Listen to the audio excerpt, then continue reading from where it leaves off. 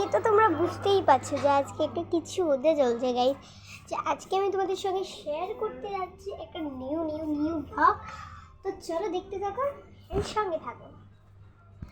তো আমি কিছু মিশো থেকে পার্সেল অর্ডার দিয়েছিলাম, তো সেগুলো পরশু এসেছে। তো তোমাদের সঙ্গে সেই পরশু যে ব্লগটা ছিল আমি সেটা শেয়ার করতে পারিনি, শরীরটা খুব খারাপ ছিল, আমি দুদিন ধরে ব্লগ পাঠাতে পারিনি। তো এটা আমি অর্ডার করেছিলাম, মাত্র 150 টাকা নিয়েছে।